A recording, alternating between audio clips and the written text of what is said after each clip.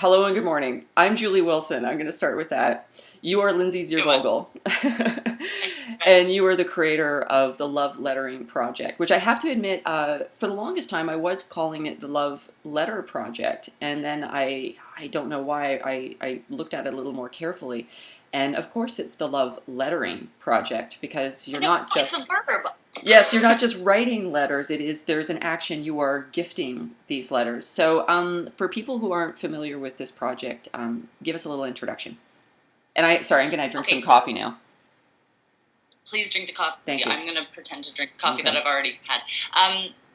The Love Lettering Project is a project I've been doing for 8 years. This is its eighth year, and it's a community engagement project where I write, or I get other people to write love letters to Toronto, Mhm.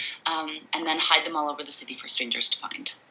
And how did the project begin? Like, was it always did it start as a creative writing prompt for you, and then it It turned into did. this? Okay. Yeah, so I was sitting in the park. I have a friend, Raya Timashevskis, and we had a little writing, a collective, if a collective can be two people sitting in a park Sure. doing writing exercises every week, uh, on Tuesdays, actually. So this was 8 years ago, and we decided to write love poems. We thought it would be an interesting idea to sort of play with what that could be, and sort of read some and read our own, and we're both pretty crafty folks, and, Mm. and we really love paper, so we happened to have craft supplies in our bags with us at the time, and airmail envelopes like these guys. So we were like, oh, let's just wouldn't it be fun if we just put them into envelopes and like a stranger stumbled upon a love note? That would be awesome. Yeah. So that's what we did. It was totally impromptu. We sort of hid them sort of all around Trinity Bellwoods, and that So was how it. Like did it wasn't a project. It was just an afternoon. It was an afternoon. So when did you realize that? Because when I started seeing reading, where it's a different sort of love lettering project. I watch people read on transit, and then I create sort of little fictional biographies about them. And but there was the first sort of reader sighting, but it took about half a year before the formula sort of kicked in for me, like sort of like how Yeah. often I wanted to do this and why I wanted to do it. So was there any sort of jump between that first afternoon in the park and when this and Yeah. 8 years later? The next year, was it the next year, or maybe it was a while later. I think it was the following year. I was in grad school at U of T, and it was February, which is not the greatest time for me, and I was spending too much time at Robarts, which is also not the greatest place to be for me, in Stacks. And I remembered that, sending out those little envelopes was a lot of fun. I was like, oh, I need a bit of fun. So I decided to get people. People sent me either books that they loved, or books that needed love, or books of love poems, or whatever it was. And I wrote love poems to these books, Huh. and then hid them in stacks. And I knew that I wanted other people to sort of give me some the inspiration in that incarnation of the project. That was the first time that really happened, and I I think I mean it wasn't very conscious. It was just this thing that I felt like doing one day, kind of, or I Mm. guess over a couple of days. But the act of leaving, hiding these little creations in books and not knowing who's going to find them, and coming up with the fictions of who might find them, and Right. because I knew at that point that if I really needed to find a love letter in the stacks of Yeah. Robart, so if I couldn't find one, I might as well sort of offer that to someone else to find. This is interesting because, and I wonder if you've come up against this a lot. Have a lot of people asked you if you're like the happiest person on the face of the earth? Are you like a half Yeah, glass full sort of? And it almost sounds to my mind um, like I kind of feel like in general, like life is basically sort of half empty, and the whole point is that each of us as individuals has to just figure out the way to fill up just the rest of our glass alone. hmm And it almost feels kind of like that's what you're doing. This is an activity that helps you fill up the rest of the glass. and I love thinking about that. I do feel like a lot of people are like, "Oh, she must be so full of love and rainbows," and I mean, and I'm generally full of love, but yeah, I do feel like it also takes taking action, or taking that sort of responsibility for filling up the rest of the glass. And I think Yeah. I'm probably like a glass half full, but I want the full glass. Like I don't Yeah. want to stop at Yeah, right. half. Right. But yeah, I like that, and I it's a funny, especially this summer, sort of being seen as this like uber positive, you know, person, and I mean, I am sometimes, but to be fully defined by that is something that actually doesn't feel all that true to who I am or how I sort of engage with the world. Okay, what do you hate? Give me one thing. Let's just get it. Let's get it off your chest. One thing you hate. People send me, we talk about what we love about the city, and sometimes I'm like, I do not like that. Like, I am glad that someone does, and I love being told the things that I don't love, like the streetcar, especially the Queen streetcar. Right. Like, not my favorite thing in the world at all. But so many people, and a friend of mine's in New Zealand, and she was like, "Can you please write a love letter to the 501 streetcar?" Like, I love, and I was like, "Are you kidding?" But okay, and hearing about. Like, her favorite place in Toronto is sitting on that, the 3-seater at the back of a streetcar. She's sitting right and just watching the world go by. It's like, that is the last thing that I would do. Like, get me on my butt, get me in a park, get me in a bookstore, get me in a library. The streetcar is not where I want to be, but, Well, so when did this become a Toronto-focused project? Last year, so 2011. And what was the impetus for that? It was February. Yeah. Usually, I guess I get my, let's make the world better ideas for myself.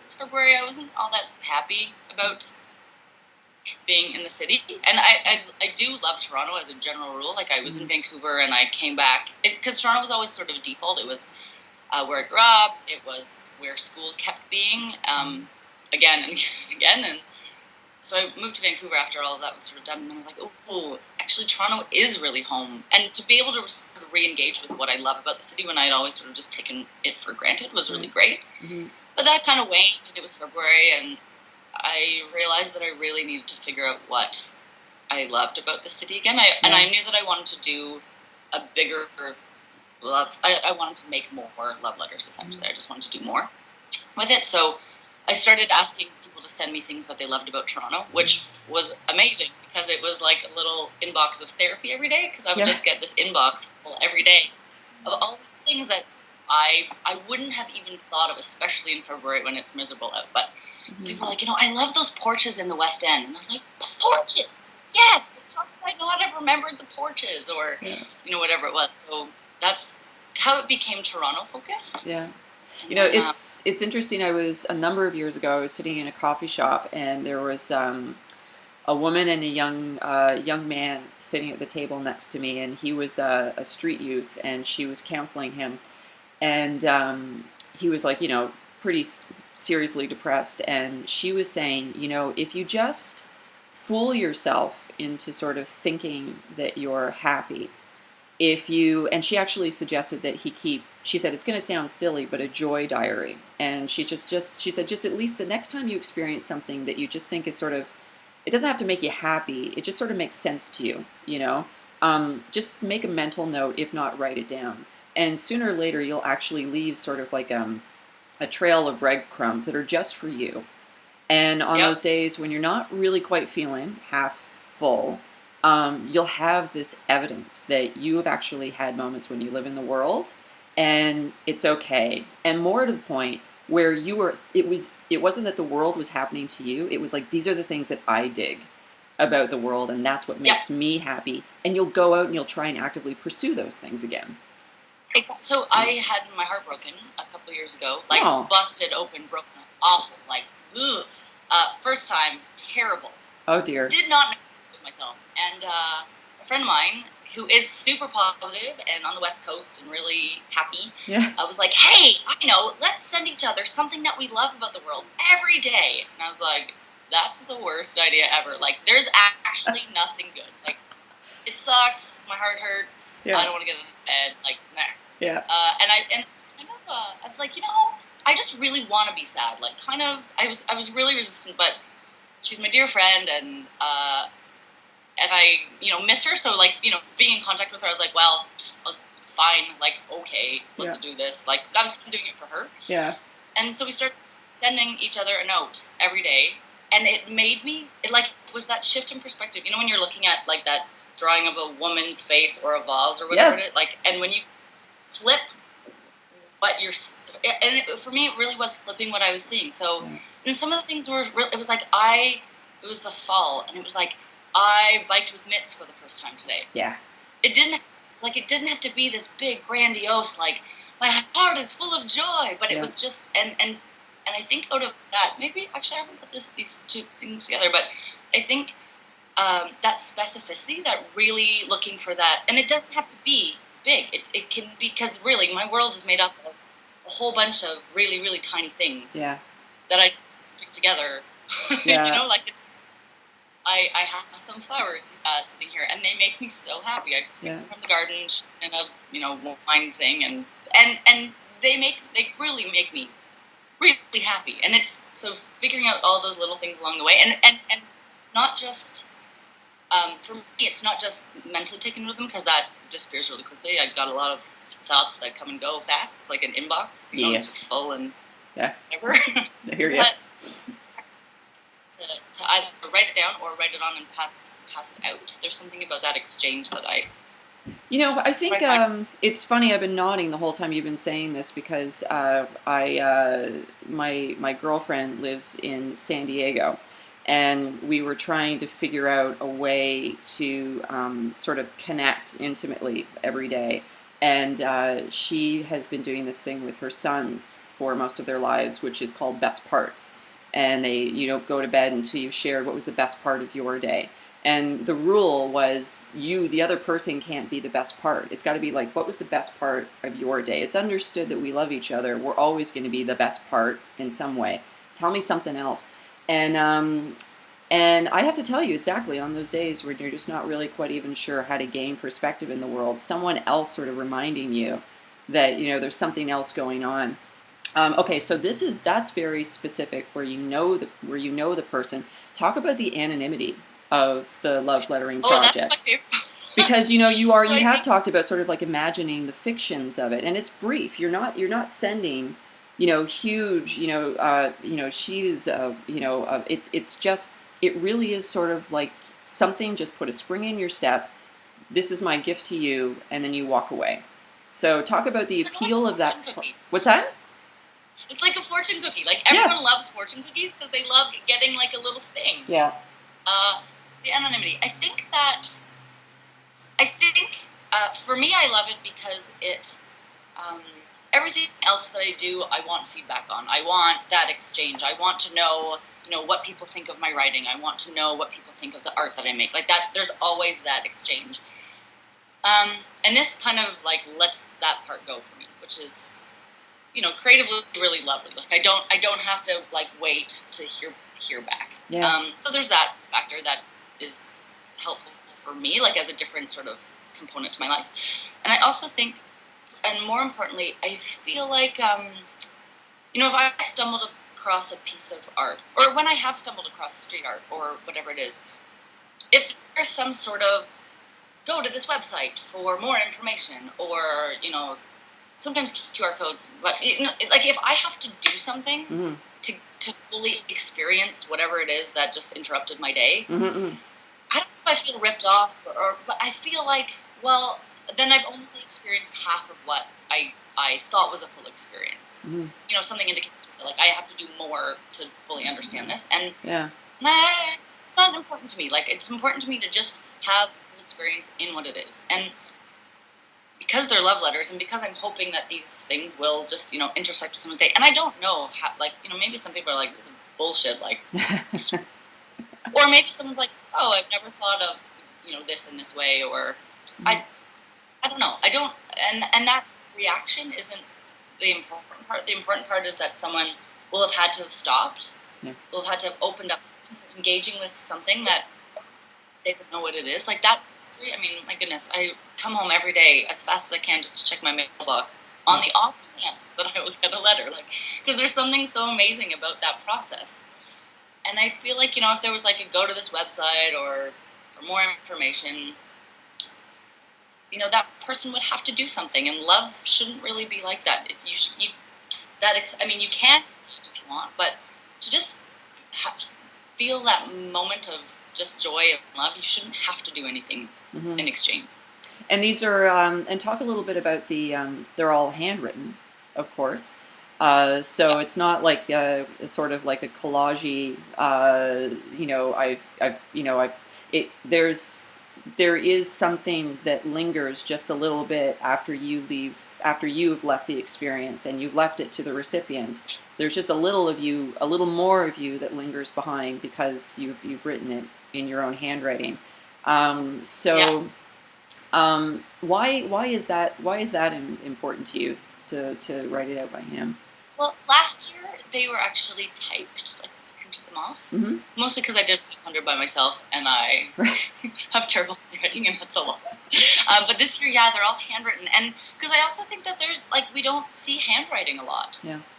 I mean, I write by hand quite a bit, and I actually write a lot of letters. But I mean, poor friends who can barely read my handwriting. But there's something really intimate when you look at somebody's handwriting, and I mean, I've never thought of this actually, but like, if I came across something and it was in someone's handwriting, that would link me to that person. And, as the finder, maybe they do the same thing that I do in terms of creating that fiction or that, who was this person? That sort of engagement with a complete stranger that you'll never actually know. Like, and there's something that, I don't know.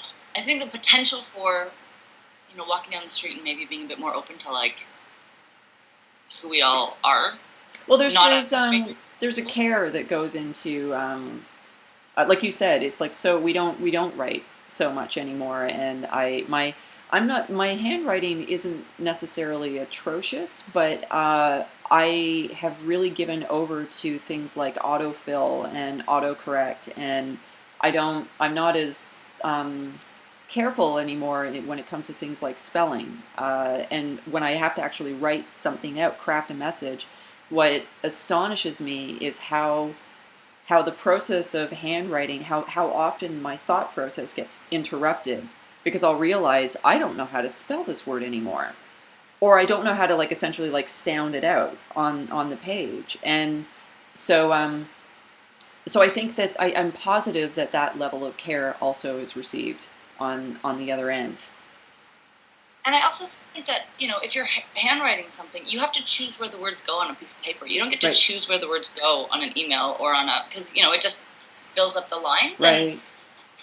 And, that makes a difference. I mean, not necessarily consciously, but, where someone puts words on a piece of paper and where, your eye falls, that all matters, even if it's not present and even if there's not and this is what it means. It's Right. Well, as poetry, it makes it more of a performance. Okay, so now tell me a little bit about the events that you run. So where along in these 8 years did you decide to sort of coach people in the act of love lettering?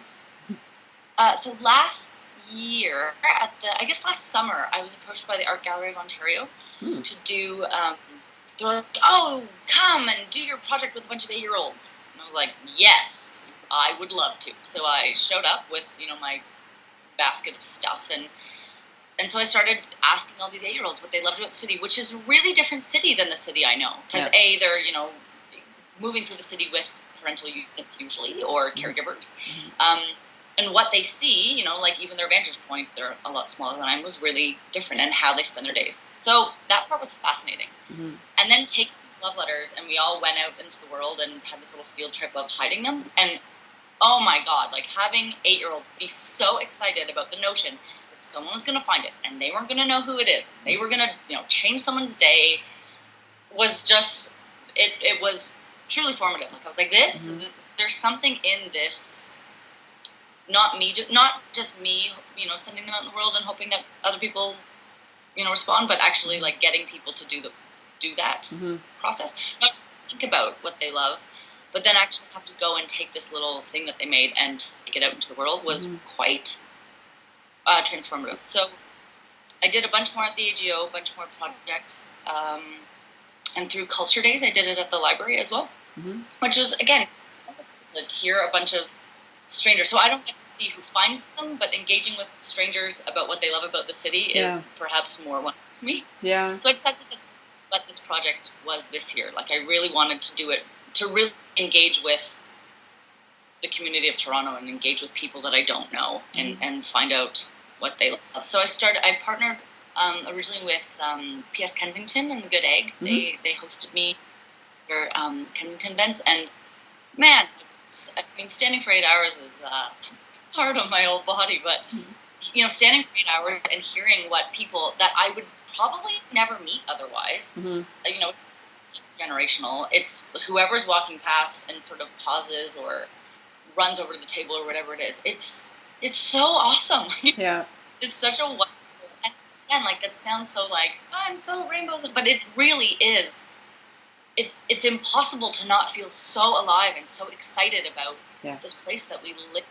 Because there are so many things that are wonderful about this city, and again, really specific things that you know you can seek out or at least be mindful of when I'm doing them. You know, like I love picnicking. I spend a lot of time in the park, but now I'm like, oh, I love this. This makes me. This in February when I'm not so happy anymore. Yeah. So how that it became, you know, sort of for me doing it and sending them out to sort of outsourcing the entire project onto strangers. Right. What was the last letter you delivered? The last letter I delivered, I think it was to I wrote one to Sunnyside, the deck of Sunnyside Pool on Saturday mornings. Yeah. It is my favorite place to be in the summer on a Saturday morning. That's lovely. I think that's all I got. Is there anything else you wanna talk about? Anything you wanna let us know that's coming up? Or I have one more event on the third. Well, I say one more event. There'll probably be more, but for now I have one event through Artspin, which is a a bike-led gallery tour, which is just so much fun. So I show up before everyone sort of kicks off, and we'll write love letters to bikes, and it's so much fun. I also, part of the project that I love is that everything that I have has been donated. So all the paper that I use is from Coach House Books. So lovely. Do you have anything you can hold up for us? What have you got? Paper! Oh, this one's my paper! Paper! And this is the best. So, and then the Paper Place, which is my favorite paper store in Toronto. Oh, yeah. It's just like all the most incredible Japanese paper. And that's the really fun part too. People don't like arts and crafts anymore. I mean, I do like all the time, but you know, seeing people be like, I haven't played with scissors and glue for so long. I've played with scissors. Yeah. And the foundation funded this year, so they've made it really possible to sort of spend the whole summer doing it, which has also been pretty amazing. That's incredible. Congratulations. I mean, I just think it's like it's inspiring, but I really, really love it when people have really simple ideas and they recognize the magnitude of them, that if you just keep hammering the same simple formula over and over and over and over again, that pretty soon you'll see just like how wide you can spread the message. So, yeah, I think it's pretty sweet what you're doing. So, thank you on behalf of Toronto. And my creative mind. I'm totally into this. So the address for your website, is it loveletteringproject.com? Okay, no. And so every day I post a different letter, so a different thing that someone loves about Toronto. Perfect. So we have to show up every day. I'm feeling that, I like pre-populate them, and then so sometimes when I'm like, ooh, today sucks, I just go on. I'm like, oh yeah. I remember that. I also think kayaking to the island is an awesome. Fantastic. Lindsay, this has been a real joy. This is like easily the best way I've ever started a Friday, I'm pretty sure. So, yeah. Thanks very much. Great to talk to you. Yeah, okay. Take care. I'm just going to stop recording now.